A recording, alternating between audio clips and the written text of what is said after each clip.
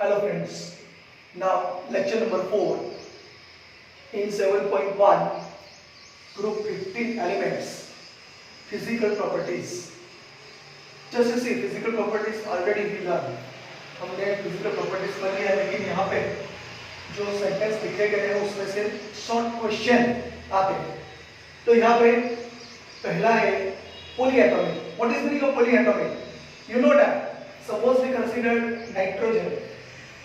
Nitrogen is in the form of N2, but if we consider phosphorus, then it is in terms of N4.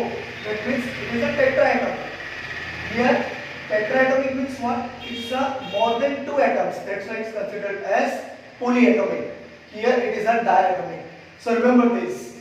It is due to because of we can say that bond construction or whatever the bond arrangement is there according to that or say according to structure of this phosphorus, this tetraatomic or polyatomic compound is possible. So here N is N2, that means nitrogen is a diatomic, while we can say that another atom or say another element of this group 15 is considered as polyatomic. So polyatomic का मतलब ये होता है एक से ज्यादा, दो से ज्यादा, दो एटम से ज्यादा होता है उसको क्या कहेंगे? पोलीएटॉमिक. पोली मींस क्या होता है? मेनी.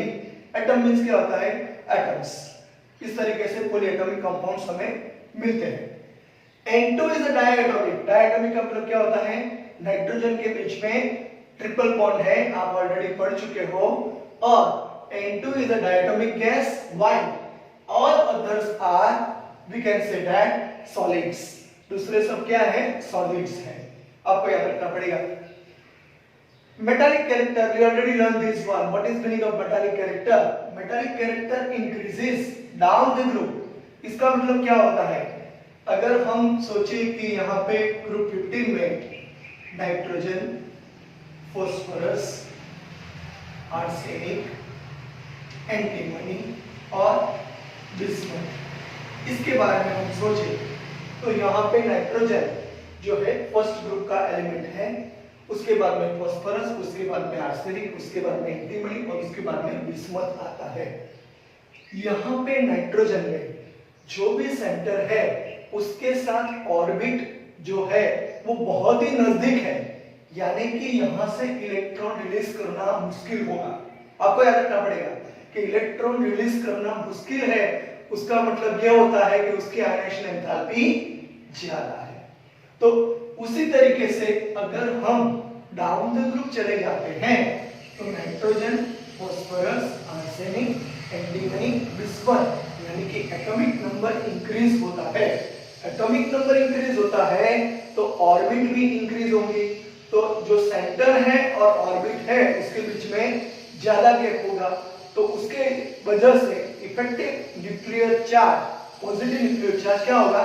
डिक्रीज होगा और उसकी वजह से इलेक्ट्रॉन इजीली रिमूव होंगे.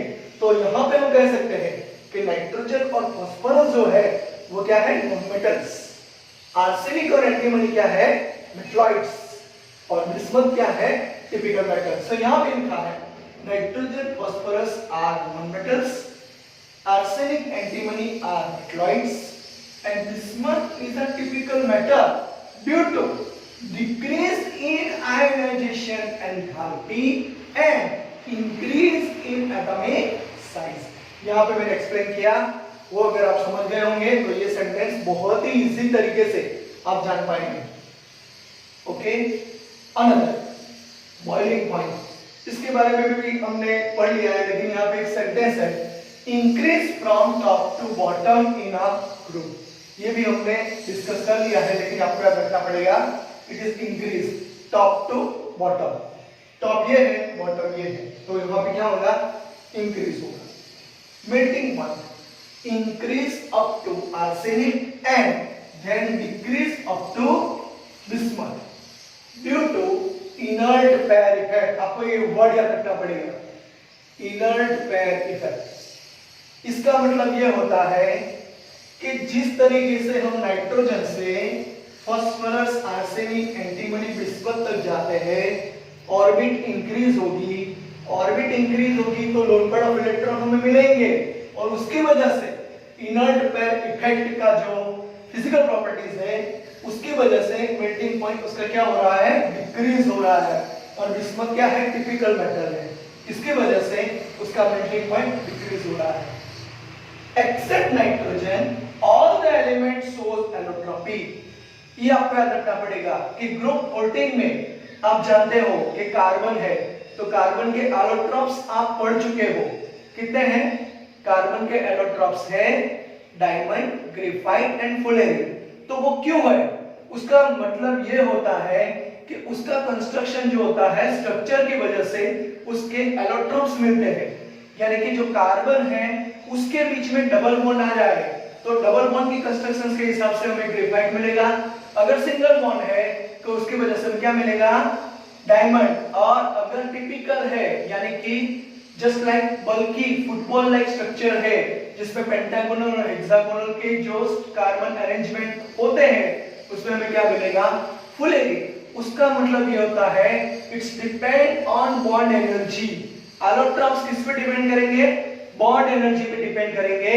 और बॉन्ड एनर्जी की वजह से नाइट्रोजन जो है, नाइट्रोजन वो एलोट्रोप्स बताते नहीं है, दूसरे सारे एलिमेंट्स एलोट्रोप्स बताते हैं।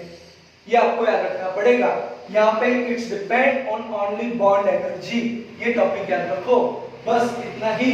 सो except nitrogen all the elements shows allotropy. एक बार फिर से रिवाइज कर लेते हैं। फिजिकल प्रॉपर्टीज में पहला आएगा पॉलीएटॉमिक है, यानी कि पॉलीएटॉमिक का मतलब मैंने एक्सप्लेन कर दिया है यहाँ पे। उसके बाद में आएगा dinitrogen is a dynamic gas while all other elements are solids. Nitrogen, phosphorus are non-metalloids or say non-metals. Arsenic, antimony are metalloids. Bismuth is a typical metal due to decrease in ionization enthalpy and increase in atomic size. Boiling point में क्या आएगा, top to bottom में क्या होगा, increase होगा.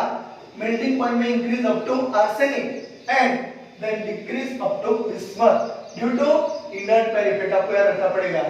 और except nitrogen all the elements shows allotropy, यानी कि नाइट्रोजन एलोट्रोप्स बताता नहीं है, दूसरे सारे। फास्फोरस में आएगा yellow phosphorus, white phosphorus, red phosphorus, अब आगे पढ़ेंगे उसमें आप ज्यादा पढ़ेंगे, यहाँ तक ही है। आर्सेनिक, एंटीमनी के एलोट्रोप्स हमारे कोर्स में एनसीईआरटी कोर्स में दिए गए नहीं है, तो आपको याद रखना पड़ेगा एलोट्रोप्स क्यों होते हैं और एलोट्रोप्स की वजह से हमें उसके जो बेनिफिट्स है वो क्या है वो हम आगे देखेंगे। अब आगे हम पढ़ेंगे chemical properties. Make a screenshot. Okay, now in we can say that earlier topic we learned physical properties. Now chemical properties. In chemical properties we have to learn first of all oxidation states. So what is meaning of oxidation states you already know.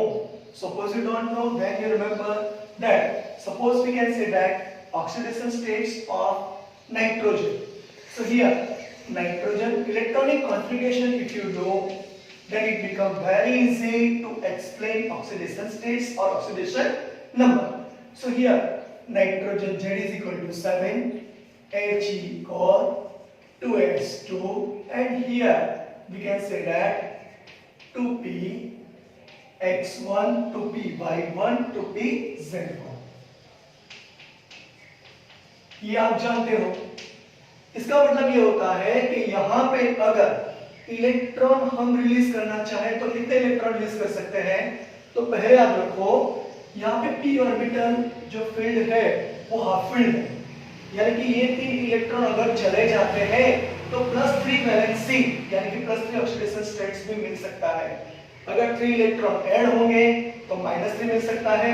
अगर 5 electrons चले जाते हैं तो कौन सा oxidation states मिलेगा, +5। यानी कि हमें याद रखना पड़ेगा कि जो भी कोर नंबर है, एलिमेंट है, उसके बाद में जो भी ऑर्बिटल आती है उसमें से अगर इलेक्ट्रॉन रिलीज हो जाए या गेन हो जाए उसको क्या कहेंगे, ऑक्सीडेशन स्टेट या ऑक्सीडेशन नंबर। सो ये जैसे नाइट्रोजन का ऑक्सीडेशन नंबर पॉसिबल कितना है आपको अगर याद रखना है तो -3 +3 and +5 is there. Okay, so it's become very easy for you to understand, and you already learned in redox reaction, आप ऑलरेडी पढ़ चुके हैं, लेकिन ये फिर से एक बार बता दिया। तो यहाँ पे oxidation states and trends in chemical reactivity. और आप जानते हो कि ऑक्सीडेशन नंबर में अगर इंक्रीज हो रहा है तो कौन सा रिएक्शन मिलेगा? Oxidation reaction. अगर ऑक्सीडेशन नंबर में हमें डिक्रीज मिल रहा है तो कौन सा रिएक्शन मिलेगा? Reduction reaction. यानी कि यहाँ पे रिएक्टेंट टू प्रोडक्ट हम जाए तो उसमें अगर इलेक्ट्रॉन इंक्रीज हो रहे हैं या डिक्रीज हो रहे हैं, वो डिफरेंस के हिसाब से हम आगे पढ़ सकते हैं उसकी केमिकल रिएक्टिविटी। यानी कि यहाँ पे ऑक्सीडेशन रिएक्शन हो रहा है या रिडक्शन रिएक्शन हो रहा है। तो यहाँ common oxidation states is -3, +3 and +5. I already explained on the basis of nitrogen. आप अगर ये जानते हो इलेक्ट्रॉनिक कॉन्फ़िगरेशन उसके हिसाब से आप लिख सकते हो। Tendency to exhibit -3 oxidation state decreases down the group due to size increases and increase in metallic character. यानी कि यहाँ से अगर नाइट्रोजन से हम फास्फोरस जाए, आर्सेनिक जाए, एंटीमनी जाए या बिस्मथ जाए तो क्या होगा? जो भी सेंटर है उससे ऑर्बिट का डिस्टेंस बढ़ेगा, यानी कि एटॉमिक साइज इंक्रीज होगी। अगर एटॉमिक साइज इंक्रीज होगी तो उसमें इलेक्ट्रॉन ऐड नहीं हो पाएंगे, उसके वजह से -3 ऑक्सीडेशन स्टेट्स क्या होगा? डिक्रीज होगा। आपको याद रखना पड़ेगा ये। तो यहाँ पे due to size increases and increase in metallic character, ये आपको याद रखना पड़ेगा। बिस्मथ, ये एक शॉर्ट क्वेश्चन है इसलिए एक सेंटेंस लिखा गया है। Bismuth hardly forms -3 oxidation state. मैंने बताया कि जहां से नाइट्रोजन, फास्फोरस, आर्सेनिक, एंटीमनी और बिस्मथ वहां तक जाओगे तो डाउन द ग्रुप में एटॉमिक साइज इंक्रीज होगी, उसकी वजह से -3 ऑक्सीडेशन स्टेट्स वो हार्डली शो करता है। +5 oxidation state increases in the down the group. +5 means what? Plus का मतलब ये होता है कि इलेक्ट्रॉन रिलीज होना, यानी कि आउटर मोस्ट ऑर्बिटल में से इलेक्ट्रॉन इजीली रिमूव होते हैं। तो डाउन द ग्रुप अगर जाएंगे तो आपको यही बात याद रखनी है, एक ही बात याद रखो कि यहाँ पे जो सेंटर है, सेंटर से अगर हम फार अवे जाते हैं तो यहाँ पे एटॉमिक साइज इंक्रीज होगी। एटॉमिक साइज अगर इंक्रीज हो रही है उसका मतलब ये होता है कि इलेक्ट्रॉन इजीली रिमूव होगा, आपको याद रखना पड़ेगा। और ये अगर याद रह गया तो सारे ग्रुप में यही टॉपिक आएगा, तो आप एक बार याद रखोगे तो आपको फायदा ही फायदा है। या +5 oxidation state increases in down the group. BiF5 bismuth 5 fluoride, this is a stock notation. Bismuth 5 fluoride, fluoride का F-1 होता है, आप जानते हो, और बिस्मथ क्या होगा? +5, तो bismuth 5 fluoride is possible. +3 oxidation state increases, +3 oxidation state increase हो रहा है, क्यों? इनर्ट पेयर इफेक्ट की वजह से डाउन द ग्रुप में +3 ऑक्सीडेशन स्टेट इंक्रीज होता है। उसका मतलब ये होता है कि जो 2p ऑर्बिटल है वो हाफ फील्ड है। अगर हाफ फील्ड है तो उसमें से इलेक्ट्रॉन वो इजीली रिमूव करेगा। ऐसा यहाँ पे इनर्ट पेयर इफेक्ट की वजह से होता है, और उसके वजह से डाउन द ग्रुप में जाने से क्या होगा? इलेक्ट्रॉन इजीली रिमूव होंगे।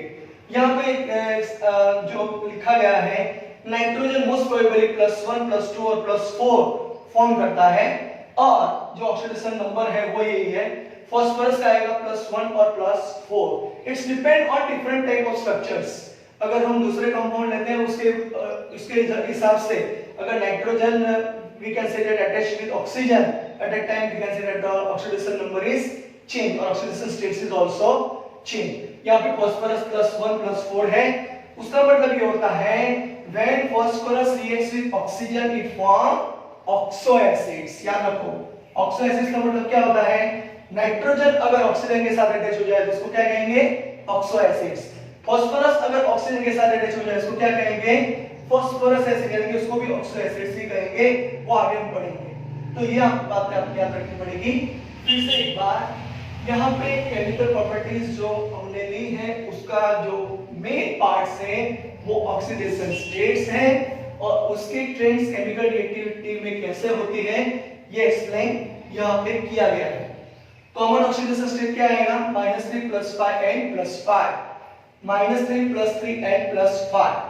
Tendency to exhibit -3 oxidation state decreases down the group due to size increases and increase in metallic character। आपको याद रखना पड़ेगा ये bismuth hardly form -3 oxidation state, ये एमसीक्यू में आ सकता है. +5 oxidation state increases in down the group.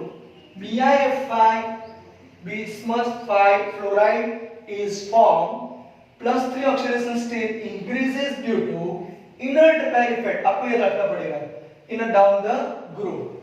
Nitrogen oxidation numbers क्या बताएंगे, +1 +2 और +4 होते हैं ऑक्सीडेशन स्टेट्स. फास्फोरस की क्या होती है, +1 और +4. क्यों? when it reacts with oxygen it forms oxo acids. अब हम आगे नाइट्रोजन और फास्फोरस दोनों के एसिडिक या बेसिक कोई भी मीडियम हो उसमें डिस्प्रोपोर्शनेट रिएक्शन पढ़ेंगे. यहां पे आप स्क्रीन नोट निकाल लीजिए, ये बहुत ही इजी टॉपिक है. यहां पे लर्न करेंगे केमिकल प्रॉपर्टीज में. आगे का टॉपिक कंटिन्यू है. डिस्प्रोपोर्शनेट इन एसिडिक सॉल्यूशन, यानी कि एसिड सॉल्यूशन जो होता है उसमें डिस्प्रोपोर्शनेट रिएक्शन क्या है. पहले आपको याद रखना पड़ेगा what is meaning of disproportionate reaction. यह याद रखने के लिए एक सिंपल टेक्निक है. आपको ये याद रखना है ये रिएक्टेंट है और ये प्रोडक्ट है.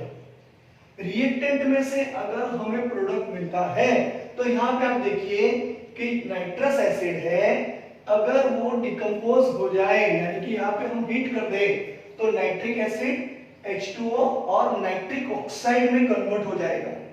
ये आपको याद रखना पड़ेगा. यहाँ पे चैप्टर 7 में सारे रिएक्शंस याद रखने पड़ेंगे क्योंकि कंप्लीट रिएक्शन में पूछा जाता है.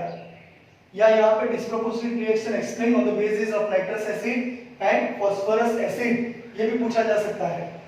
तो आपको याद रखना है नाइट्रस एसिड को अगर हम डिकम्पोजिट करते हैं तो नाइट्रिक एसिड, वाटर और नाइट्रिक ऑक्साइड मिलेगा.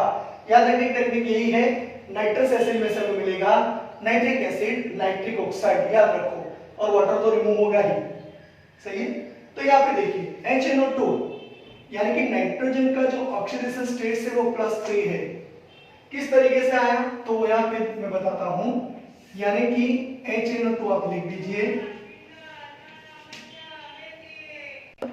यहां पे हमने HNO2 लिखा, यानी कि नाइट्रोजन का हमें ऑक्सीडेशन स्टेट से ऑक्सीडेशन नंबर फाइंड आउट करना है. आप ऑलरेडी चैप्टर नंबर 8 स्टैंडर्ड 11 में पढ़ चुके हो, लेकिन फिर से एक बार, हाइड्रोजन का ऑक्सीडेशन नंबर होता है +1. अगर नाइट्रोजन का हमें मालूम नहीं तो X ले लो यानी कि अननोन, और ऑक्सीजन 2 है उसके साथ ऑक्सीजन का ऑक्सीडेशन नंबर होगा -2 और ऑल ओवर चार्ज है 0. तो उस तरीके से +1 + x -4 = 0, यानी कि x -3 = 0, यानी कि x क्या आएगा +3. तो इस तरीके से हमने यहाँ पे +3 लिखा है. यहाँ पे याद रखना पड़ेगा. HNO3 उसी तरीके से अगर आप लिखते हो तो फिर से एक बार HNO3 यहाँ पे मैं लिखता हूं HNO3. हाइड्रोजन का है +1, नाइट्रोजन का हमें मालूम नहीं x, ऑक्सीजन का है -2, ऑल ओवर चार्ज है 0, यानी कि x -5 = 0, यानी कि x +5. इस तरीके से हमें ऑक्सीडेशन नंबर निकालने होंगे.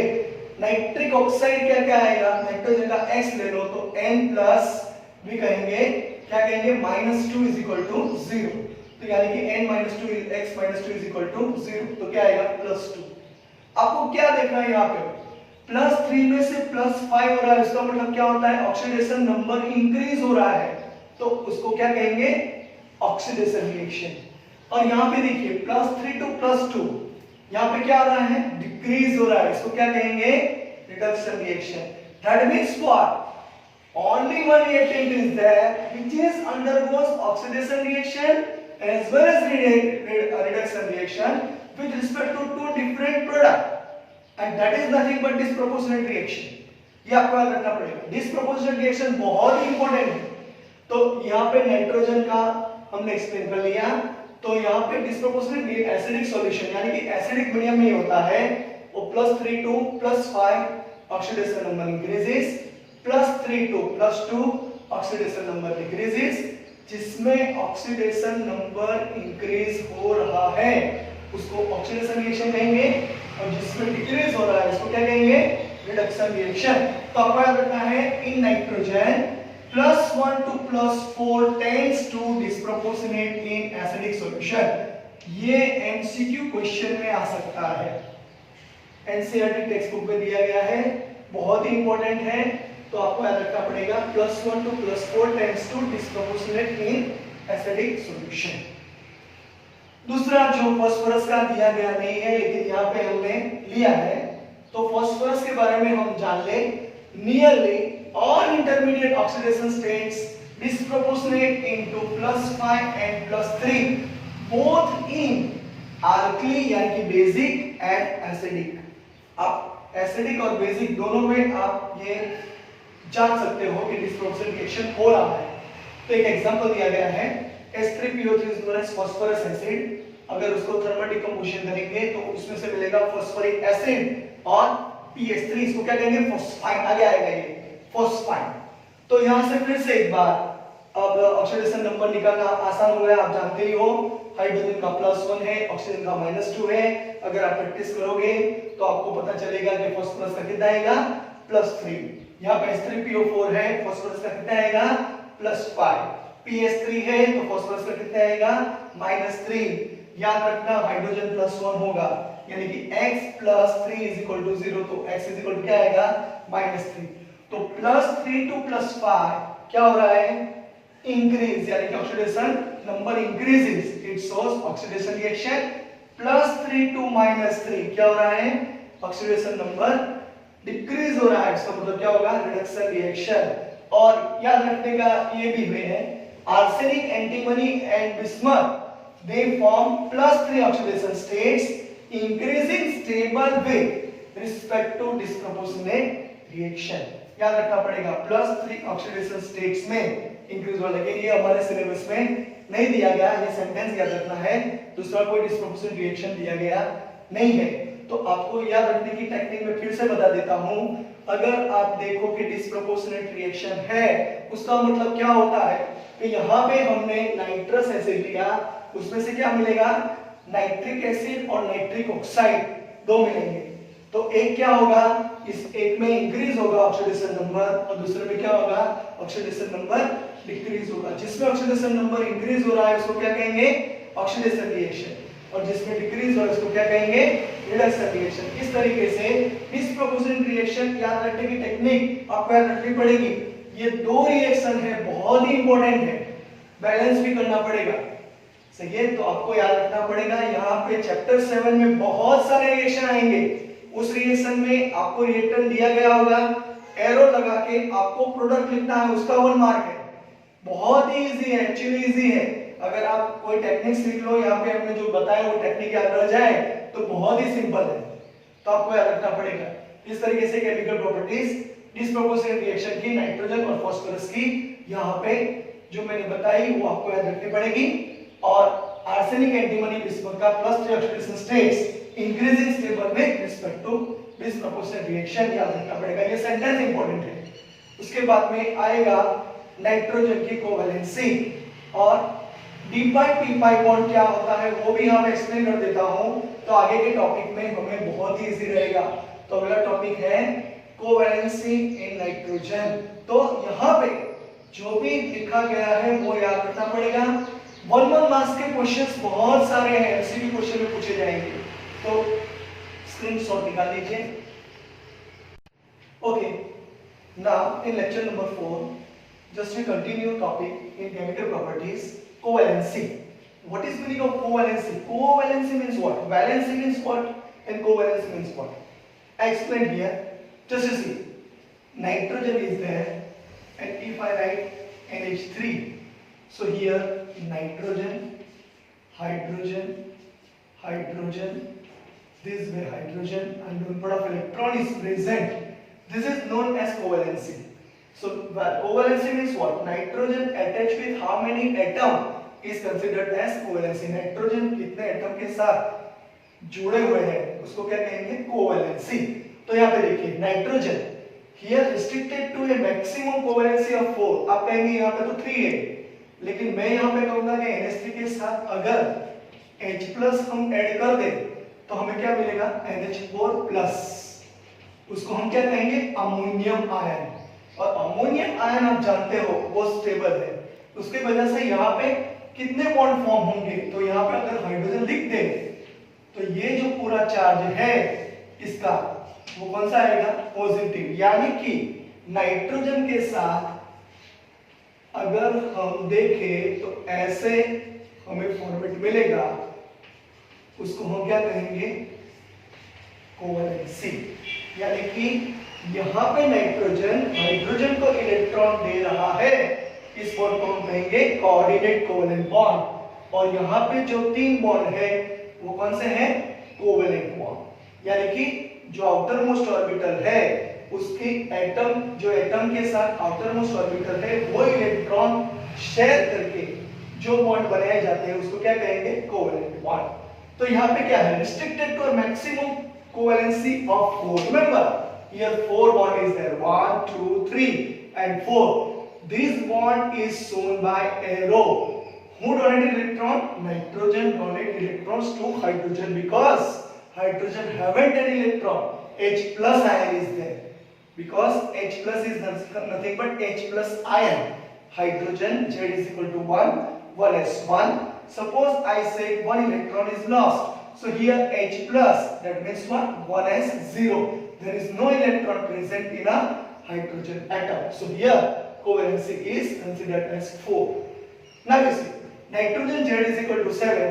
अगर आपको कोई भी कंपाउंड दिया गया है और उस कंपाउंड में अगर आपको इलेक्ट्रॉनिक कॉन्फ़िगरेशन आ गई तो समझ लो कि आपका जो कांसेप्ट वो क्लियर हो जाएगा। Nitrogen Z is equal to 7, He 2s2 2px1 2py1 2pz1, इसके प्रैक्टिस पहले ही कर दो। फिर से मैं बताता हूँ 1 to 30 इलेक्ट्रॉनिक कॉन्फ़िगरेशन अगर आपको आता है तो बहुत सारे क्वेश्चन सॉल्व हो जाएंगे। तो यहाँ पे ये जो ऑर्बिटल है उसको हम क्या कहेंगे आउटर मोस्ट ऑर्बिटल, और जो इलेक्ट्रॉन है उसको outer most orbital containing electrons कहेंगे। तो यहाँ पे 2s कितनी ऑर्बिटल है 1s ऑर्बिटल, यानी कि 2s कितनी है 1s ऑर्बिटल, और यहाँ पे 2p 2py 2pz कितनी है 3p orbital available for bonding. और इसके हिसाब से आप जानते हो केमिकल बॉन्डिंग में आप पढ़ चुके हो sp3 हाइब्रिडेशन आएगा। सो आपको ये बहुत ही इजी लगेगा अगर आपने स्टैंडर्ड 11 में केमिकल बॉन्डिंग अच्छी तरह पढ़ा है तो ये रिवीजन भी है। Heavier elements have vacant d orbitals in the outermost cell which can be used for bonding and hence expand their covalence as in pF6 minus ion. बहुत ही इजी आंसर है ये। आप जानते हो कि यहाँ पे d ऑर्बिटल अवेलेबिलिटी ज्यादा होगी, वैकेंट d ऑर्बिटल मिलेंगे तो उसमें इलेक्ट्रॉन आप शेयर कर सकते हो। तो यहाँ पे देखिए हेवियर एलिमेंट का मतलब क्या होता है नाइट्रोजन नहीं लेकिन फास्फोरस है, उसके बाद में आएगा न यानी कि आर्सेनिक, Sp यानी एंटीमनी और बिस्मथ। आगे हम जाएंगे यानी कि टॉप टू बॉटम में जाएंगे तो d ऑर्बिटल अवेलेबिलिटी क्या होगी वैकेंट मिलेगी। नाइट्रोजन में d ऑर्बिटल अवेलेबल नहीं है, फिर से बताता हूं नाइट्रोजन में d ऑर्बिटल अवेलेबल नहीं, आप देख सकते हैं सही है, तो आपको याद रखना पड़ेगा। उसके बाद में यहाँ पे देखिए expand their covalence in pF6 minus ion, फिर से देखिए यहाँ पे pF6 माइनस आयन। अगर आप यहाँ पे देखें pF6 माइनस आयन तो फास्फोरस वो क्या होगा सेंट्रल एटम कहा जाएगा। तो अगर आपको ये टॉपिक आ गया तो आप हाइब्रिडेशन पूरा कर सकते हो और यहाँ पे कोवैलेंसी कितनी होगी वो भी बता सकते हो, और कौन सा बॉन्ड फॉर्म होगा वो भी आप बता सकते हो। तो ये क्वेश्चन बहुत ही इंपॉर्टेंट है। Phosphorus Z is equal to 15, NE 3s2 3p3 3d0 4s0। 3s orbital में कितने इलेक्ट्रॉन हैं 2, 3p ऑर्बिटल कितनी होगी 3, 3p ऑर्बिटल कितनी होगी 3, 3px 3py 3pz, 3d orbital कितनी होगी 5। ओके, तो उसके हिसाब से आप 3s ऑर्बिटल में 2 इलेक्ट्रॉन है, 3p ऑर्बिटल में 3 इलेक्ट्रॉन है, तो ये 2 इलेक्ट्रॉन 3d ऑर्बिटल में क्या करेंगे ट्रांसफर हो जाएंगे। ये इलेक्ट्रॉन यहां से यहां मूव होंगे, तो उसका मतलब ये हुआ कि सारे इलेक्ट्रॉन्स कैसे रहेंगे अनपेयर्ड। तो अगर फास्फोरस के साथ हम 5 फ्लोरीन समझ ले तो हमें पहले मिलेगा PF5 यानी फास्फोरस पेंटाफ्लोराइड। और अगर इस PF5 में अगर F- ऐड कर दे तो हमें मिलेगा PF6 माइनस आयन, यानी कि फ्लोरीन जो है, आप जानते हो फ्लोरीन जिसका इलेक्ट्रॉनिक कॉन्फ़िगरेशन क्या होगा, He2S2 2px2 2py2 2pz1, यानी कि यहाँ पे 2pz1 है तो कौन सी ऑर्बिटल फ्लोरीन की होगी, p ऑर्बिटल यूज होगी, और फास्फोरस की कौन सी ऑर्बिटल यूज होगी, d ऑर्बिटल यूज होगी, और वो पाई बॉन्ड बनाएंगे उसके हिसाब से p d orbital is used in F, we can say that p orbital is used, and that's why here we can say that hybridization is sp3d2। फिर से एक बार समझ लीजिए, यहाँ पे फ्लोरीन फ्लोरीन फ्लोरीन फ्लोरीन और फ्लोरीन शेयर करेंगे तो 5 फ्लोरीन हो गए। उसके बाद में F- यानी कि फ्लोरीन इलेक्ट्रॉन डोनेट कर रहा है किसको, फास्फोरस को, तो उसके हिसाब से आप समझ सकते हो कि यहाँ पे F- है तो F- में कौन सी ऑर्बिटल यूज होगी, p ऑर्बिटल, और इसके हिसाब से हम कहेंगे फास्फोरस में d ऑर्बिटल यूज होगी, यहाँ पे देख लीजिए, और फ्लोरीन में p ऑर्बिटल यूज होगी। उसका इंडिविजुअल अगर आप इलेक्ट्रॉनिक कॉन्फ़िगरेशन लिखोगे तो लास्ट पे p ऑर्बिटल आएगा, वो इलेक्ट्रॉन डोनेट करेगा, तो यहाँ पे d pi p pi bond form होता है। बहुत ही इंपॉर्टेंट टॉपिक है। d पाई का मतलब ये होता है कि सेंट्रल एटम फास्फोरस है, उसमें कौन से इलेक्ट्रॉन्स यूज होंगे, पाई इलेक्ट्रॉन, और यहाँ पे फ्लोरीन कौन से इलेक्ट्रॉन यूज होंगे, उसके पाई इलेक्ट्रॉन, लेकिन किस ऑर्बिटल के, p ऑर्बिटल के, वहां पे भी d ऑर्बिटल अवेलेबल नहीं है, तो d pi p pi bond is form, याद रखिएगा, ये बहुत इंपॉर्टेंट टॉपिक है। उसी तरीके से PO4 - 3 आयन सेम में आप एक्सप्लेन कर सकते हो। एक बार देख लो structure p double bond O, अगर आपको स्ट्रक्चर नहीं आता तो बहुत ही इजी है। आउटर मोस्ट ऑर्बिटल में फास्फोरस में कितने इलेक्ट्रॉन है, अगर आप देखें तो 10 और 5 यानी कि 5 इलेक्ट्रॉन है, तो देखिए 1 2 3 4 और 5, फास्फोरस की वैलेंसी हो गई खत्म। उसके बाद में आप ऑक्सीजन लिखिए, ऑक्सीजन की वैलेंसी कितनी है, -3, यानी कि O minus O minus O minus, और यहाँ पे क्या आएगा, डबल बॉन्ड O, यानी कि कितने सिग्मा बॉन्ड और पाई बॉन्ड है। अगर आपको ये भी पूछा जाए तो यहाँ पे देखिए सिग्मा बॉन्ड 1 2 3 4, ये सिग्मा बॉन्ड है, और जो दो बॉन्ड है डबल बॉन्ड उसमें एक सिग्मा होता है, दूसरा कौन सा होता है, पाई बॉन्ड। और उसी तरीके से फास्फोरस की कौन सी ऑर्बिटल यूज होगी, d ऑर्बिटल, और ऑक्सीजन की कौन सी ऑर्बिटल यूज होगी, p orbital, and that's why we can say that here d pi p pi bond is form. तो ये आपको याद रखना पड़ेगा, ये कोवैलेंसी है, बहुत ही इंपॉर्टेंट है, और ये रिएक्टिविटी में आएगा, यानी कि केमिकल प्रॉपर्टीज में कोवैलेंसी बहुत इंपॉर्टेंट है। PF-6 minus ion, PF6 minus ion, and another is PO4 - 3 ion. ये दो एग्जांपल है, उसमें कौन सा बॉन्ड फॉर्म होता है ये क्वेश्चन आता है, तो d pi p pi bond आता है। इसी तरीके से हम आगे का टॉपिक अनुमरस we can say that nitrogen कैसे डिफरेंट हो रहा है इस ग्रुप में, वो हम पढ़ेंगे। वो लेक्चर हमारा नेक्स्ट टॉपिक होगा, वो नेक्स्ट लेक्चर होगा। तो यहाँ पे स्क्रीनशॉट ले लीजिए, इलेक्ट्रॉनिक कॉन्फ़िगरेशंस को अच्छी तरह याद रखिए, सारी प्रॉपर्टीज आप याद रखोगे तो ये बहुत ही इजी टॉपिक रहेगा। Thank you.